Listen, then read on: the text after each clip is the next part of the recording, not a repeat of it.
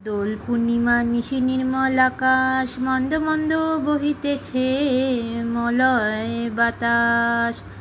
রত্ন সিংহাসনে বসি প্রভু আলাপন, হেন কালে শ্রীনারদ দেশে আলাপন। প্রভু নারায়ণ এসে বসে আছেন রত্ন সিংহাসনে এবং তার পাশে বসে আছেন শ্রীলক্ষ্মী, মহালক্ষ্মী। তো আজকে বৃহস্পতিবার, আজকে একটা শুভ দিন বলতে পারো বন্ধুরা। আমাদের রাম ঠাকুরের আজকে পূর্ণিমা তিথি, পূর্ণিমার দিন। তো এই শুভ দিনে বৃহস্পতিবারে একটা শুভ দিন পড়েছে। তো মহালক্ষ্মীকে আমরা সবাই বৃহস্পতিবারে পুজো দিই। এখানে লক্ষ্মী প্যাঁচাও দেখছো লক্ষ্মীর পাশে। এখানে আমার গোপুজিও বসে আছে। তো আমাদের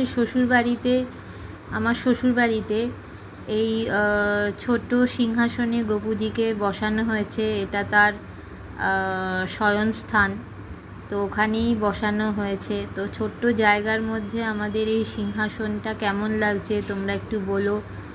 আমাদের আজকে পূর্ণিমাতে রাম ঠাকুরের সিন্নি দেওয়া হয়, তো সিন্নিটা আর তুলতে পারিনি বন্ধুরা। তো এইটুখানি জায়গার মধ্যে কি তুলবো, তো সিন্নিটা হয়ে ওঠেনি তোলা। তো সত্যনারায়ণের সিন্নি দেওয়া হয়েছিল, লক্ষ্মী পাঁচালি পরা হয়েছে, সত্যনারায়ণের পাঁচালি পরা হয়েছে। তো আজকে আমার শাশুড়ি মাই পুজো করেন, প্রত্যেক পূর্ণিমা তিথিতেই শাশুড়ি মাই পুজো করেন। তো উনি সমস্ত নিষ্ঠা মেনে পুজো করেন, খুব আচার বিচার এসব মানেন ভীষণ।